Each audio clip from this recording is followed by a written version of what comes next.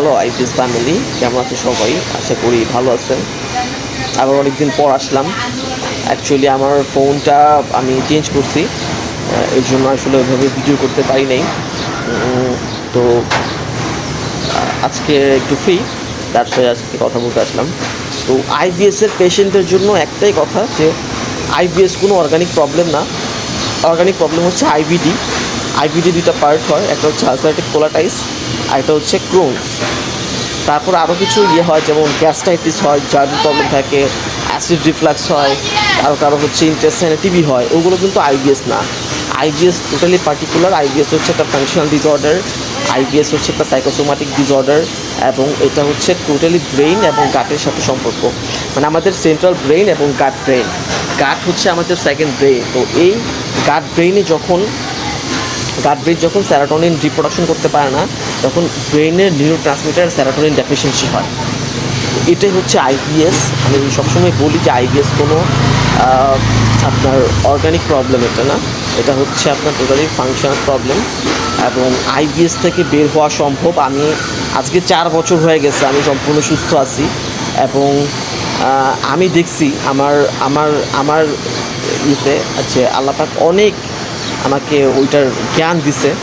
তো আসলে কি আইবিএস এমন একটা ওষুধ, যেটা আপনি যদি চান যে আপনি 2 পাতা বা 3 পাতা ওষুধ খেয়ে আপনি আইবিএস থেকে বের হয়ে যাবেন, ইটস কুইট ইম্পসিবল। এটা আসলে সম্ভব না।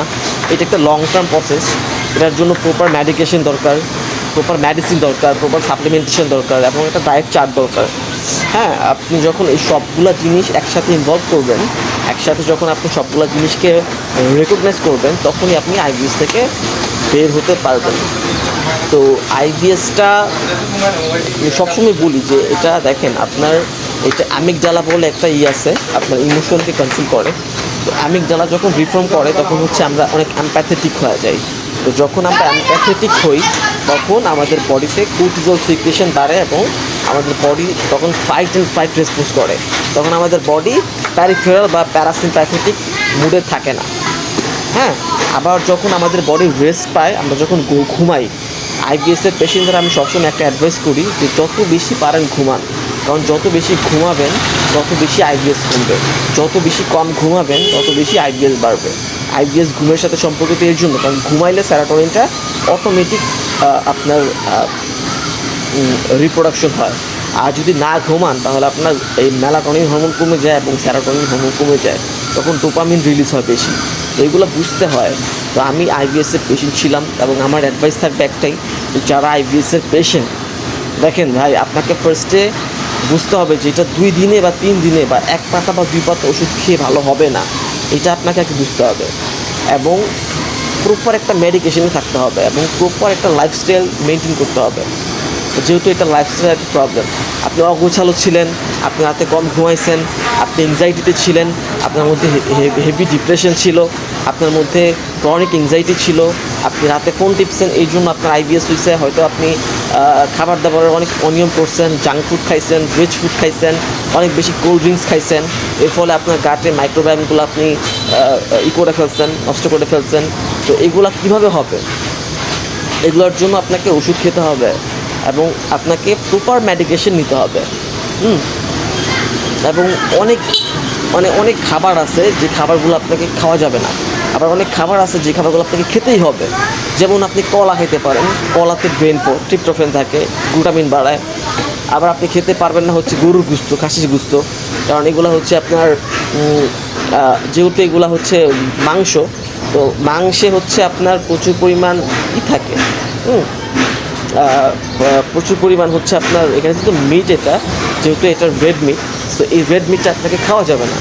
এবং এটা খাওয়া যাবে না বলতে যে সারা জীবন খাওয়া যাবে না এরকম না, খাওয়া যাবে, কিন্তু একটা পার্টিকুলার টাইম পরে গিয়ে খাওয়া যাবে, এর আগে না। বা আপনি ফুলি যখন রিকভার্ড না হন, ততক্ষণ পর্যন্ত আপনাকে হয়তো কিছু খাবার খাওয়া যাবে না। আবার আপনি টক দই খাইতে পারেন, সপ্তাহে 2-3 দিন 4 দিন। টক দই হচ্ছে ন্যাচারাল প্রোবায়োটিক। হ্যাঁ, হোমমেড যেটা ওইটাও খেতে পারেন। সো যারা আইবিএসের পেশেন্ট, বুঝতে হবে যে এটা ব্রেন গাট ডিসঅর্ডার।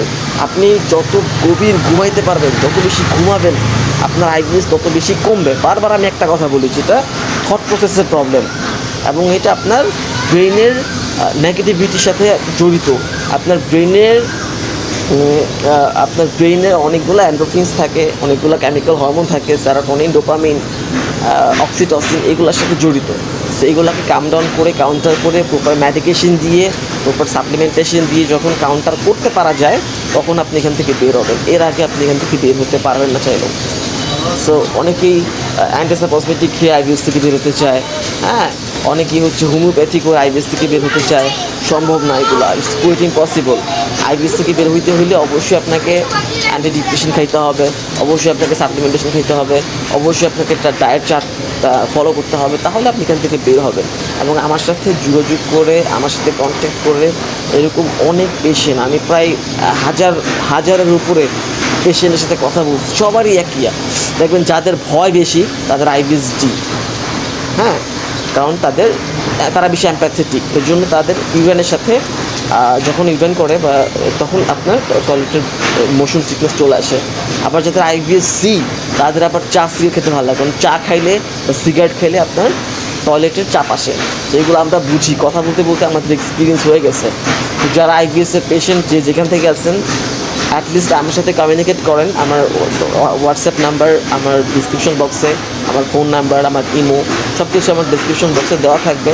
যাদের প্রয়োজন তারা ফোন করবেন। এবং যারা মনে করেন যে আমি ট্রাস্টওয়ার্দি পারসন, আমি একটু ভুগছি এবং আমি এটাতে অভিজ্ঞ, বুঝি, তারা যোগাযোগ করবেন এবং যারা ট্রাস্ট করতে পারবেন। আর যাদের মধ্যে ট্রাস্ট নাই, ফেথ নাই, তারা যোগাযোগ করার কোনো প্রয়োজনই নেই, কারণ ইটস নট মাই প্রফেশন। আমি আইবিএসের পেশেন্ট ছিলাম দেখা আমি মানুষকে হেল্প করতে চাই, দ্যাটস ইট। তো এইখানে আমার কোনো ইয়ে নেই। তো যারা আমাকে যোগাযোগ করতে চান যোগাযোগ করতে পারেন। আর মেইনলি হচ্ছে ভাই, আপনাকে বুঝতে হবে যে এটা আপনার ব্রেনের প্রবলেম, হ্যাঁ, সাইকোসোমাটিক প্রবলেম। এটা আপনি কেন পেটের চিকিৎসা করতেছেন? পেটের জন্য আপনি অ্যান্ডোস্কোপি, কোলোনোস্কোপি, হ্যাঁ একবার করবেন, করে দেখবেন নর্মাল কিনা, কিন্তু বারবার করার কী দরকার? ওই একজন ফোন করছে, ভাই আমি 5 বার অ্যান্ডোস্কোপি করছি, কী দরকার? ওয়াই আপনি 5 বার কেন করবেন? আপনাকে এইটুকু বুদ্ধি, এইটুকু নলেজ আপনাকে গ্যাদার করতে হবে। It's a brain gut disorder, এটা পুরোটাই হচ্ছে ব্রেনের সাথে সম্পর্কিত। যাই হোক, ভালো থাকবেন সবাই। গাটকে বলা হয় সেকেন্ড ব্রেইন, কিন্তু গাট ব্রেইন এবং সেন্ট্রাল ব্রেইন দুটাকে একসাথে ঠিক করতে হবে, আদারওয়াইজ আপনি এখান থেকে বের হতে পারবেন না, এটাই চিরন্তন সত্যি, ইউনিভার্সাল ট্রুথ। যাই হোক, ভালো থাকবেন সবাই। ডেসক্রিপশন বক্সে আমার নাম্বার দেওয়া থাকবে, যারা যেখান থেকে আসেন ফোন করবেন, ইনশাল্লাহ আমি এখান থেকে আপনাদের বের করে দেবো। আর ভালো করার মালিক আল্লাহ তাআলা যেহেতু। So that's all for today. ধন্যবাদ সবাই।